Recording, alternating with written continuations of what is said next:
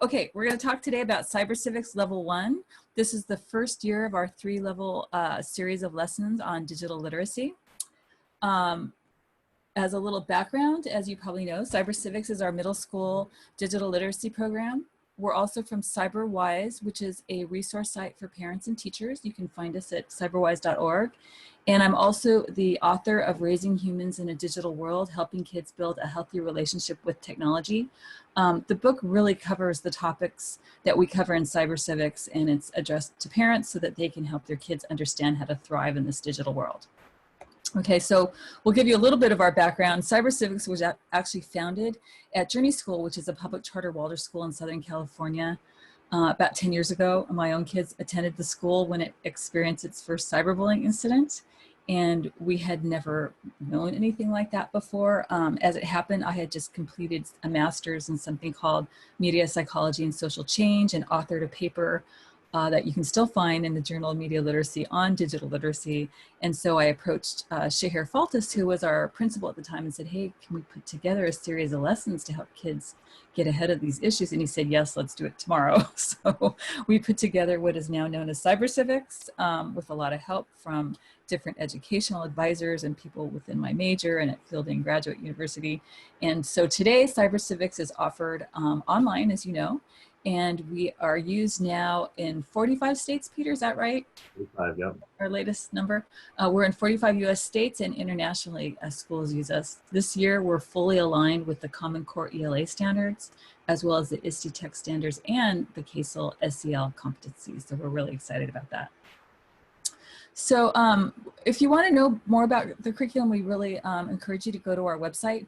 We've gotten a lot of press coverage over the years because I think our curriculum is a little bit unusual. We were on the Today Show and different little news pieces, and we also were a finalist in a competition put on by Project Tomorrow in the Orange County Tech Alliance. Okay, a little bit about the curriculum. We really strive to be developmentally appropriate, and what that means is we sequence digital literacy lessons in a way that really makes sense to kids where they are developmentally. This program can be taught without computers. You'll see that as we go along. It's really about neurology, not technology.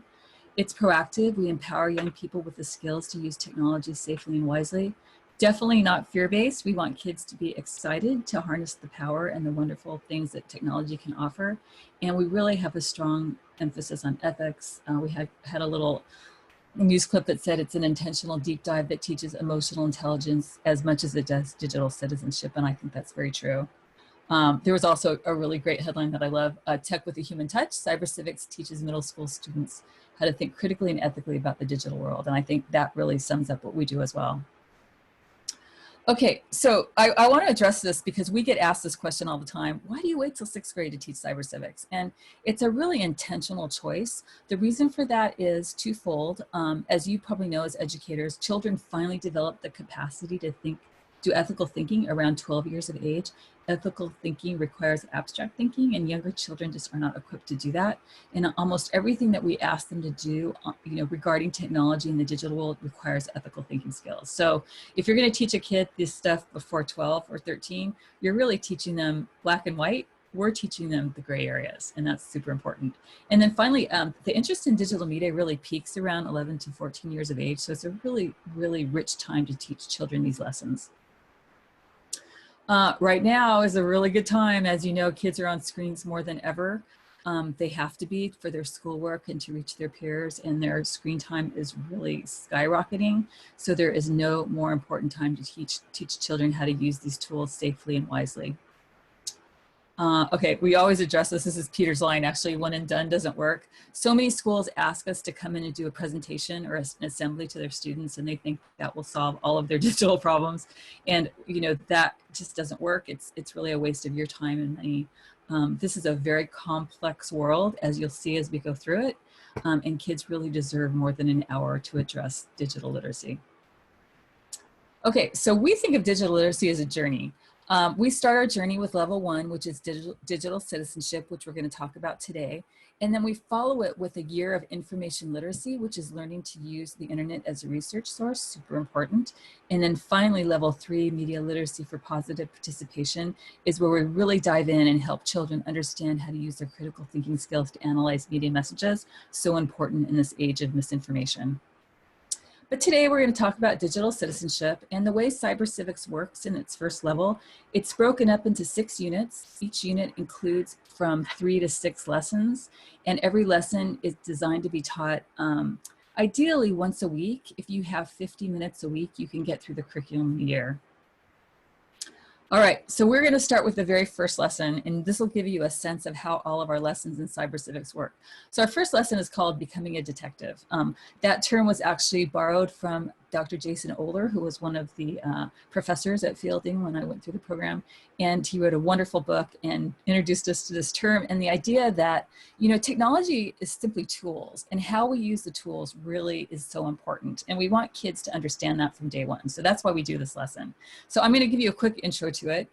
When I teach cyber civics and I start my very first day, I walk into the classroom and I say, kids, when I say technology, what do you think of? And the kids are like, computers, you know, Fortnite, Xbox. They rarely think of anything that was before today's technologies. And that's really unfortunate because technology is as old as time, right? So for example, way back when, there was a really cool piece of technology invented called the stylus. And it was the first time man ever had a tool that would allow them to write down their thoughts and memories. And you would think people would be super excited about this tool, but there was a guy named Socrates who thought it was horrible because it would cause humankind to lose the ability to remember their stories. So tell the kids that, and they're like, oh, that sounds like what my mom says about my iPhone. So the idea here is to get them to think about technology as tools beyond just the tools of today. So another good example are eyeglasses, what I have on right now. These tools are wonderful in many ways. They connect us because I can see people, I can read things, but in some ways it also disconnects us because before I had glasses, if I needed to get from here to there, perhaps somebody had to help me get there, and now I don't need that kind of help. So we want kids to start thinking about technology and also how they connect us as humans and how they disconnect us. So what I just gave you is a very quick overview of how I introduce it to the students. Quick side note here, we understand that so many schools are going to be online this year. And so this year when I deliver this lesson to 6th graders, I'm going to do this via Zoom. And then they're going to be able to do the activity on their own. So what happens next is the kids get a tool or technology that they have to think about or investigate.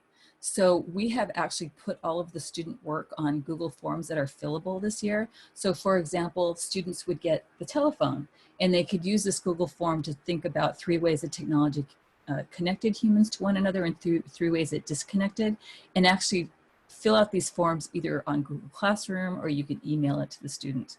The way I'm going to do it this year is I'm going to introduce the lesson via Zoom. I'm going to use Zoom breakout rooms, which are really cool. If you haven't used them, you should try it, to let the kids connect with each other, which is going to be so important right now. They can connect with each other in these Zoom rooms, discuss the technology that they got, and then after our session, they can work on this thing independently in Google Classroom. So I'll get more into that later, but I just wanted to let you know how we're adapting this whole curriculum to distance learning. All right, so old school, before coronavirus, I had my students keep lesson books like this one. And so rather than print the pages, I actually had them draw their tool and talk about the 3 ways it connects people and the 3 ways it disconnects. All of our lessons are delivered on a portal called SkillJar. It's really easy and very convenient to use. Basically, as an instructor, you go onto your account. It keeps track of where you are in the lessons. Those little circles that you see to your far left of the screen, they fill in as you move through the curriculum. You can read the lesson online and know how to deliver it, or you can download it like I do, hold it in my hand as a PDF as I deliver the lesson in the classroom. What I love in the curriculum too is we have these send home parent letters that align with every unit. So basically when you start a unit, you can either send these home with the kids or email them to your parents, write in the date that you teach the lesson, and it will give the parents an activity they can do together with their child at home that corresponds with every lesson you teach in the classroom. Super important This stuff doesn't live in a vacuum. We all have to support kids in these really interesting and important digital topics.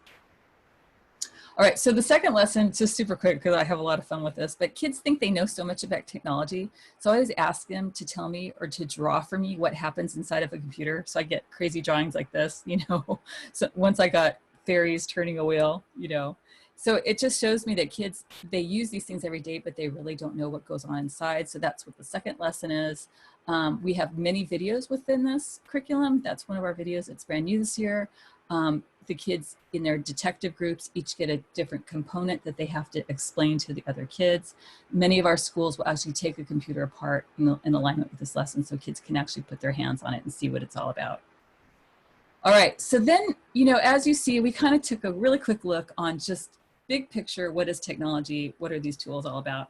Now it's time to talk about citizenship. And this is so important today because we're citizens not only of our local environments or of our city, of our states, but all of us are citizens of these incredible online communities that sometimes we don't even see the people, but still we're citizens of those communities. And it's really important to know how to act as a citizen. So I'm going to show you one of the videos we have on that topic. And again, for those of you who just joined us, if I could ask you to introduce yourself in the chat box. And please, if you have questions as I go along, put them in there so I know that you guys are still there. And we'll try to address them as we go. Thank you. Here's the video.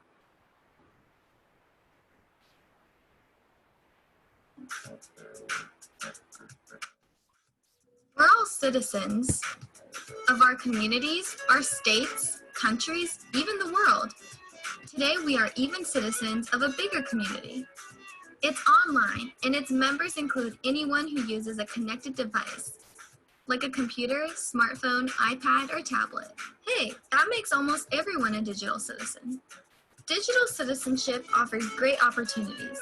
Just think of all the cool stuff you can do online. But it also requires big responsibilities. To be kind, fair, respectful, and truthful, for example. But who's online to make sure that we use the internet properly? Well, that's the thing. Sometimes there are no internet police or traffic signals to tell people how to act online. So it's up to us to act responsibly. After all, no one wants to hang out in a place that's not safe or fun to be in, right? So think about that next time you go online. Because how you act today will largely determine what digital citizenship will be tomorrow. So I just noticed that somebody asked what platform we use for teaching. And if I understand that question properly, these lessons are delivered on a platform called SkillJar that just the teacher uses. That's where you download the lessons, get access to the videos. It's designed to be delivered to the kids in the classroom, but with distance learning, what we're suggesting is that teachers deliver it either via Zoom or Google Meet. And all of the forms and activities are fillable forms that you can upload to Google Classroom. That's what we use. So hopefully I answered that question. Let me know if I did not. Okay, so one of the first lessons within this unit is really teaching kids what it means to be a citizen. A lot of times we've never really spelled that out for kids. So a good citizen is honest, compassionate, respectful, has responsibility and courage. And so what we do then is we have each of the kids have a different community that they belong to in the real world and think about how they display each of those traits in a real world community. So again, they work in teams on this to come up with these concepts. These kids had their classroom community to think about and talked about how they displayed these traits within the classroom. So then the next step is to take those same concepts and think about how they would display those traits in the online world. Super important. I mean, when you think about it, Snapchat, honesty, be truthful about your age upon registration. We all know that something like 70% of kids on Snapchat are not truthful about their age. On YouTube, post kind comments, be respectful on Instagram, show responsibility, don't text your friends late at night, show courage by standing up to bullies. So we really want kids to take those concepts from the real world to the online world, hopefully even before they go on it so they don't make these mistakes. And then finally, I think Peter would agree with me. This is probably our favorite lesson. You agree with that, Peter? Absolutely. So every kid wants to be the next Steve Jobs, right? So they get to design their own website or app, But the whole purpose of that is they have to think about how they would make it a positive, kind community. What kind of mechanisms would they build into it? And it is crazy what kids come up with. I had to share this one with you because this site is called My Art. And this child came up with this idea, which I think I'm going to send to Facebook tomorrow. Keep your beret on. The color of your beret indicates your supportiveness, popularity, how long you've been on the site. However, if you are unkind in either the content of your art or comments or others' art, you can be reported, and if evidence is there, your beret will become these. Number 1, scuffed beret, banned for 12 hours. Number 2, old beret, banned for 24 hours. 3, lost beret, last chances blown, forever banned. So I think Twitter maybe should start using the beret concept on their site.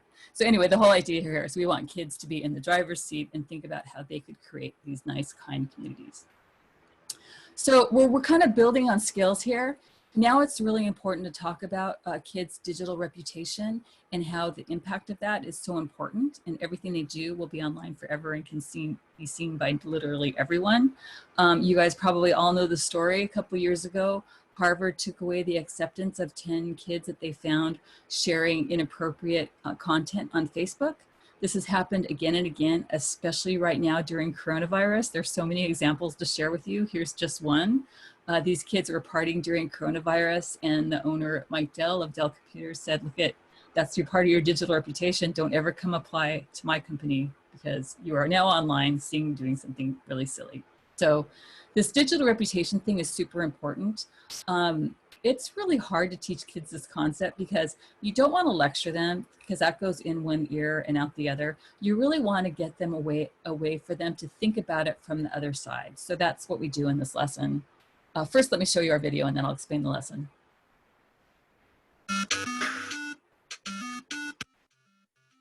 We all have to admit, the internet is pretty cool.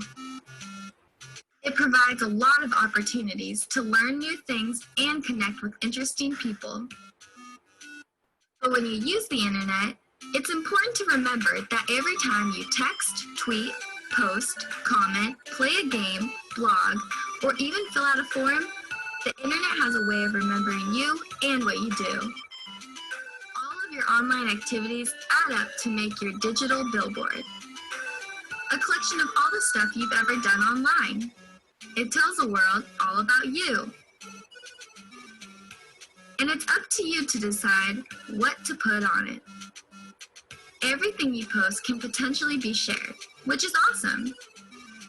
However, it can be seen by anyone and everyone, and Google always knows where to find you. You're gonna want this billboard to make a good impression, because many people will judge you by what they see online. So think twice about the friends you make, about the things you post, and the selfies you upload. Because you want your digital billboard to be just as awesome as you are. It's funny, someone asked if the program's been updated with the Michael Dell slide. And you know what? Now that you mentioned that, I did not put that in the reputation thing, but maybe I should. It's not too late. So thank you for that idea. Okay, so the way that we teach this lesson to the kids is we tell them the Harvard story and say, look, now it's your chance to be a college admissions officer and you get to choose who to give an athletic scholarship to. And we've whittled it down to 2 possible candidates. So we actually have little packets that we give the kids on 2 candidates.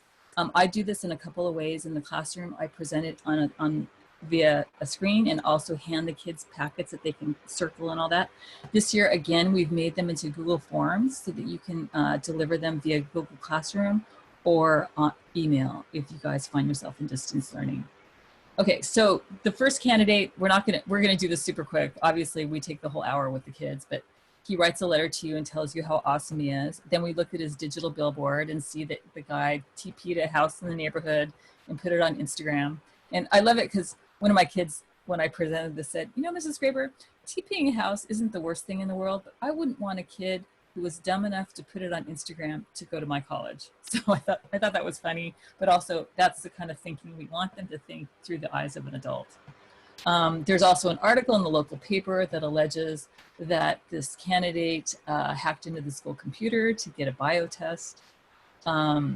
He says that he was in the science club, but yet if you go to the Facebook page of the science club at the school, it says that he has been dropped from the club.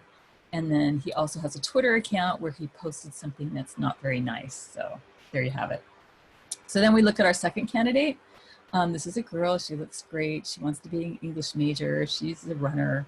So we look at her digital background and discover that our English major does not spell very well, and her grammar is a little bit lacking on her personal blog. Kids find that like this. They Mrs. Graber, look how she spells. We look at her rating on her. She's a babysitter, and she says that she belongs to this app, and they have ratings where, you know, she's not that great. Doesn't get the highest of ratings, let's say that.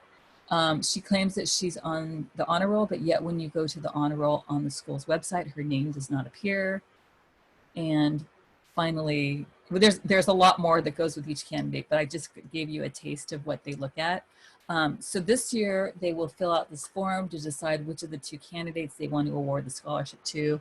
And like the other assets this year, it's in a Google fillable form that you can upload to Google Classroom or send us an email.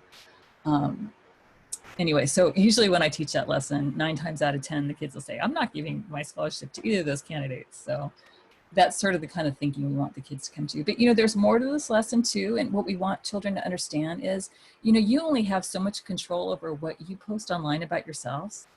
There's a lot of things that other people control. For example, you know, the kids say, hey, she's really not on the honor roll because her name wasn't on the website. And I'll say to them, well, gosh, when's the last time your school updated your website? Perhaps no one's gotten around to it, to putting your name on there. Or would they say, gosh, he hacked in the school's computer? And then I point out at a big high school, a lot of people could have the same name, and you have to read the article carefully to discover that it's actually of different David Downing. And then finally, a lot of times when you get ratings, stars, comments, everything, you don't know who's commenting on your stuff online. So again, you have to be super careful about who you pick as your friends online, which goes hand in hand with the next lesson called To Share or Not to Share. And this is really about that concept that other people contribute to our digital reputation by doing things like tagging us. For example, if I got tagged in someone else's picture, I happen to be in the background at a party where they're doing things that I didn't want people to know about, that would contribute to my digital reputation. So very quick overview about a very complex topic that we try to address from a lot of different angles because it's a super important one.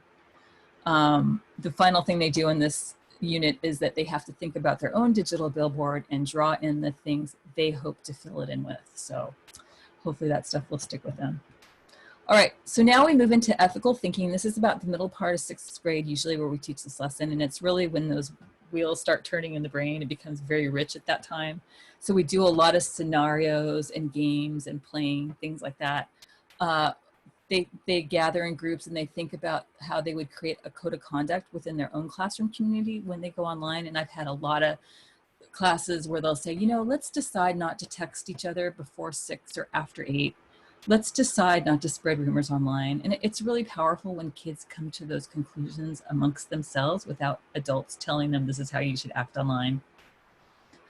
We have a lesson on how to communicate properly online, super important. I'm sure you as teachers have gotten a lot of emails that sound like text messages. So just like we learned to write a letter when we were young, we need to teach children how to communicate appropriately on the different things that they use online. Hand in hand with that is a brand new lesson this year about online conferencing etiquette. I learned when I gave my first Zoom to students that they really had no idea that even that is part of their digital reputation. If someone were to take a picture of their Zoom and share it elsewhere, that could contribute to their reputation. And it's just appropriate to do certain things when you're on a Zoom and not do other things. So we're going to teach them that this year. And then that moves us into our second to last unit of the year, cyberbullying and digital drama. This is actually our largest unit in 6th grade because it is so critically important. As you all know, this is something that we can curb, but we have to talk to kids about both of these important issues. We really approach it differently than a lot of other curriculums. We start really from a place of empathy. We want kids to understand that behind every online interaction is a real person with real feelings. Even cyberbullies sometimes lash out because of a feeling of hurt. So one of the lessons we do here, I love, they draw their own avatar. It's what they show to the world when they go online, and then they turn it over and they write what it is they're hiding. They don't want people to see when they're on a screen.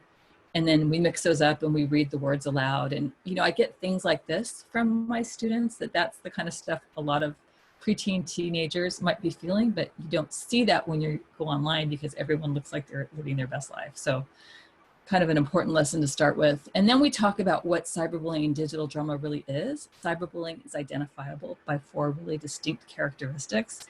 It's different from digital drama, which are your typical everyday misunderstandings which seep into the online world. So important for everyone to understand that. And again, we have a little video that I'll take a moment to show you.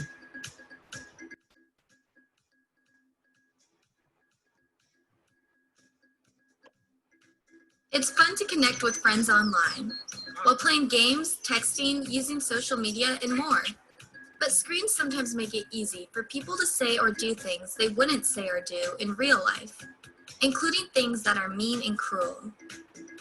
When cruelty is online, intentional, repeated, and harmful, it's called cyberbullying. And to be the target of cyberbullying can be devastating. But the good news is, when bullying happens online, lots of people see it. If you happen to be one of those people, you can help put an end to it by being an upstander or someone who stands up to cruelty. There are 3 easy ways to be an upstander. Number 1, you can ask the bully to stop. This takes courage. And it's also important to remember that behind every cruel deed is a real person who may be in need of empathy too. Number 2, you could give comfort to the target. A kind word might be just the thing they need to turn their world around. Number 3, you can and should take a screenshot of any cyberbullying you see and show it to a trusted adult. This is how we can put a stop to cyberbullying. Now, wouldn't that be upstanding? So I saw a question here. Maybe Peter already answered it, but I'm just going to quickly say I think you might have answered here about how to fit this in. Go ahead, Diana. Yeah, and I just wanted to say that was really the big reason why we had the curriculum aligned this year. It really checks off all the boxes of the Common Core English Language Arts requirements anyway, especially for 6th, 7th, and 8th grade. You'll see that really deeply as we go into the year on information literacy and media literacy. So a lot of our schools now are teaching it as an English language arts subject. So that's another way to do it. Or if you have to do the tech standards or their SAL standards. At our own school, we already had a block that was a social studies block, and that's where we teach it. Again, a lot of our middle schools are doing it in their homeroom. So it's really, Catholic schools are doing it as a religion class. So for every school, it's a little bit different. But anyway, that answers that question, hopefully. So just to move on with our cyberbullying unit, we really want kids to understand how to be an upstander.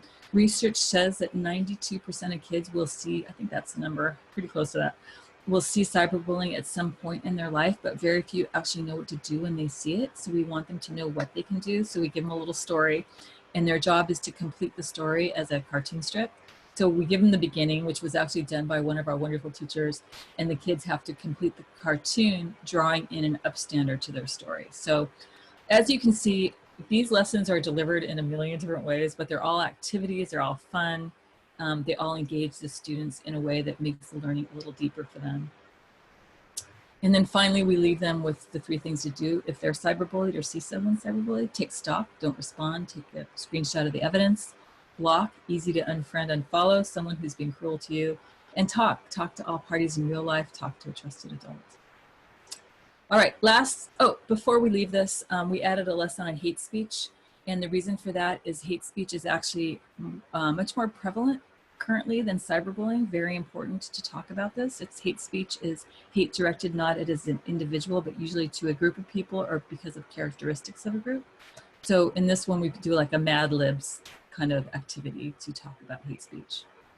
And then let's move into our final unit, identity and privacy. This comes at the end because this is a time where kids are really excited to show who they are online, but maybe are not so good about knowing what parts of themselves to keep private online. So we do some work in that area.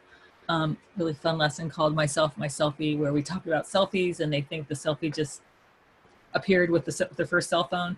But actually, self-portraits essentially are selfies. So we take a look at each of these artists. I project them big on the screen, and we talk about what you can learn about this artist from their selfie. and then the kids draw their own selfies, and we talk about what kind of information they're giving away, because if a picture tells 1,000 words, certainly a photograph tells 1,000,000 words, right? So these are just some of the images that we've collected over the years from our students. And if you haven't already read it, I would really urge you to go to the CyberWise website and read our blog. Arias, who works with us, also teaches cyber civics, and she wrote a beautiful post about how she just delivered this lesson via Zoom, and it was so powerful for her students who are feeling so lonely right now and need to connect with each other, and how this lesson really met them where they are. So I hope you get a chance to read it. It's really sweet. Okay, so the next thing that's super important about this whole privacy thing is when kids open an account on Instagram, for example, even if they're private, their picture and their bio are public. So a lot of times for kids who are young, if you were to do a Google search of them, those things would pop up. So it's so important for kids to know to keep those appropriate. That's why we did the work first on the image, and now we talk about what they write for their bio. So in this lesson, they actually write bios for one another. They pick a name out of a hat, write their classmate's bio, read it in front of the room, and the rest of the room has to try to guess who the classmate is. They have a ton of fun with this, and the outcome is they get really beautiful bios about one another that hopefully they'll use online. And then finally, another activity we do to kind of wrap up the year with these privacy issues is we draw a big line on the classroom floor, and we read scenarios to the kids, and they have to be on the spectrum of the line. If their answer is it A-okay, is it no way? And this gives us a way to get the kids to move and also have discussions around these topics. So I went through that really fast, but I wanted to give you a sense of how our lessons work. Usually they're delivered verbally by me or whoever the teacher is. And then the kids go off and do their activity to bring the learning very deep. And right now with distance learning, that can still happen. We urge you to do it one of two ways. You can deliver it via Zoom like I'm doing to you guys right now, have the kids do the activity later. Or if you're uncomfortable with that, download the PDF, send it to the parents at home, let them deliver the topic, and have the kid do the activity.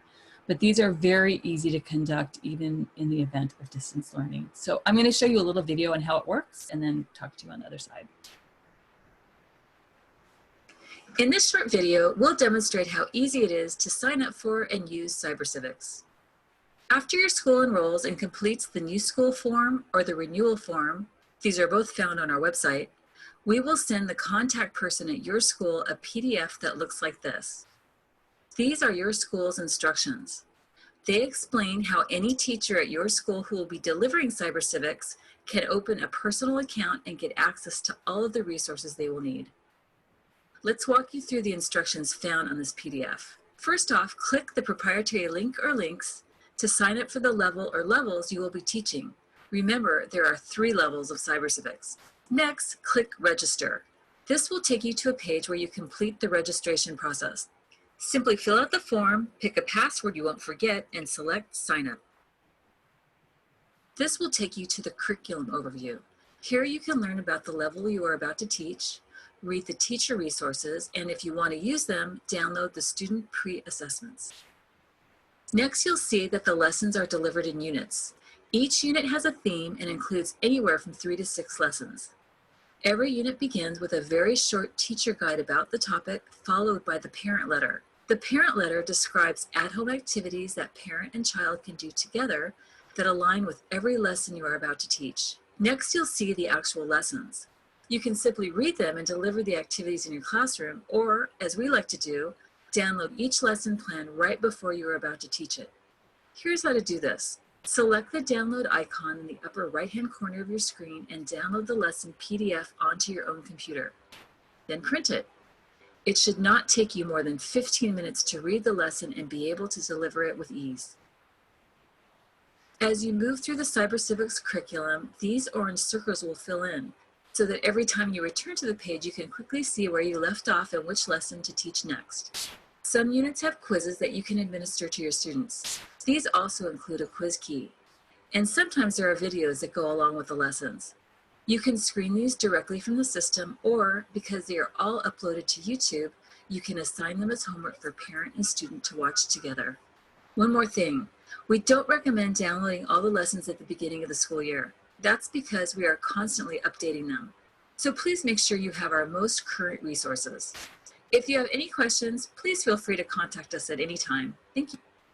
Okay, so that basically covers the curriculum. I hope Peter's on top of this as far as questions. Is there anything I need to address, Peter? I'm trying to stay on top of it. I think I'm Okay. good. We'll go Okay, back. we're close to finish, so we'll have some times for Q&A at the end. But I just wanted to tell you, if you had more questions about the curriculum, you're welcome to check out the website. There's the URL, and that's also where you can download the alignment, the educational standards. As I mentioned earlier, we have this website that's specifically for parents. Our tagline is "No Grown-Up Left Behind," and it's always full of new information about the digital world for parents. And we send out a pretty informational newsletter every 2 weeks. We would encourage you to let parents know to sign up. And then I wrote a book, Raising Humans in a Digital World. You can find it everywhere books are sold. And if you do purchase it, if you go to our website under the book tab, there's a free discussion guide, and we really encourage communities to download it and use it. It's so important for you guys to do the work of talking within your own communities and establishing your own norms and really supporting kids in this really, really challenging time. This is brand new. We just started this week. We opened a Facebook group for teachers that teach cyber civics. That's the URL, but it's a really good place to ask other teachers questions and get advice on how they implement this in their own classrooms. And then we're super active on social media. There's all of our handles. We always give out little tips and just keep people abreast of what's changing and what's new. So I talked fast, but I think someone asked this earlier. This has been recorded, and we will send out a newsletter next week with the places where you can watch the recordings or share it or watch it if you'd like to. But I would like to leave this time to answer your questions, and we can do this one of two ways. You're welcome to type your question into the chat box. If you want me to unmute you, if you have a comment that you'd like to make, put it in the chat box, and then I'll scroll through and unmute you. Happy to do that. Peter, is there any question that you'd like me to address that I've missed while I was talking? There's the newest one that just came in. It's really easy for you to answer, probably. Which is that? Running Google Classroom. Could you read it? I think I've missed it. Which one is? During the distance learning, yes, we do use Google Classroom for them to turn in their assignments. But during the school year, we just have them just hand in hard copies. Yeah. And they have a book that they keep their work in. Yeah, I hate wasting paper. So in normal times, I do have them keep a book, and that's where all their work is. And then I collect it every few weeks and make sure that they've stayed up on all their assignments. Now, obviously, we're going to be distance learning this year. So what we'll do is, and I'm sorry to be repetitive, but I think it's so important, is I'm going to deliver the lesson via Zoom. I did this one of two ways last year. I did it via Zoom for my 7th graders. My 6th graders, I was a little uncomfortable yet having them online. So I actually recorded a little video of the introduction to the lesson and sent it to them via Google Classroom so they could watch it at their leisure, and then gave them the activity via Google Classroom that they could do. So that's why this year we've spent a lot of time this summer, thanks to Arius, putting all of our activities and forms and quizzes on fillable documents that can be uploaded to Google Classroom or emailed home. So it's going to be super easy now for either you to deliver the opening to the lesson or have parents, send the parents the PDF and let them deliver the opening to the lesson. The Facebook group, let me go back to it and I'll show you. There it is. Cyber Civics. So yeah, please join us. We're going to have a lot of good discussions on there. There's 3 levels. Do we use level for 6? Yes. So ideally, this was designed so that level 1 is taught to 6th grade. That being said, some schools are starting it in 5th grade, and we've found that that works pretty well too. If you do it that way, you could do half of the units in 5th grade, half of the units in 6th grade. Level 2 is designed to be taught in 7th, and level 3 is designed to be taught in 8th. If you join us tomorrow, we'll be covering levels 2 and 3. They're really rich. There's a lot of really cool stuff in those levels, so hopefully you can join us. Can this be implemented grade 4 with the 9 and 10-year-olds? Gosh, I think that's a little tough. I mean, it really depends on your group of kids. They can, why don't you touch base with Peter offline on that? We've had some anecdotes of that working, but there are really lessons that work better with that age group than others. So please reach out to either myself or Peter. We can answer that question. As far as pricing goes, it's dependent on the size of your school. So we really And then for homeschool families right now, we have a special rate going where if you're going to teach this to your children at home, we're offering a special, I think it's 50% off right now, Peter, during COVID. Is that correct? Yep, it is. For home use, it is. Okay.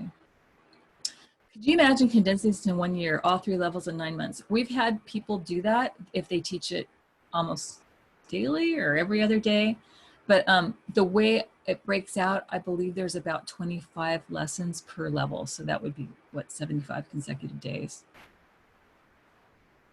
Diana, you can mention now about the highlighted lessons if they're short on time. Oh, right. Thank you for reminding me that. So for some schools, they have the opposite problem where they just cannot get all the lessons in. So we offer a special syllabus that tells you the essential lessons, and they're highlighted so that you can go through and just teach the essential lessons, and that, you know, that's better than not teaching anything at all. Anything else I missed up there, Peter? Again, if you have a comment and you'd like to be unmuted, just let me know in the chat box and I can unmute you.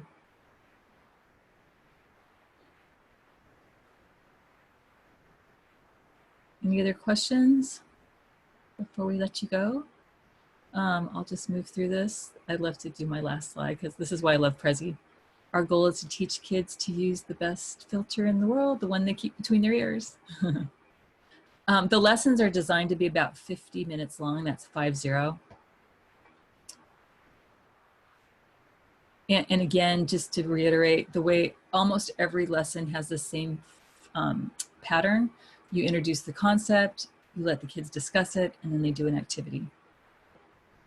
The special, Alicia, just reach out to either Peter or myself and I'll send you the essential lessons.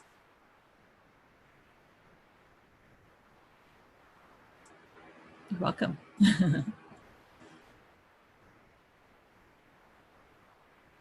All right. Anything else, Peter? Did we cover it? I think we did. Thank you all. All right. You guys are so welcome. Hopefully we'll see some of you tomorrow. Again, the recording will be available later. And if you have any questions, please feel free to reach out to either Peter or myself, and we'd be happy to answer them personally. So thanks again, guys. And thank you for making time for something that's so important for our children. And please stay safe out there.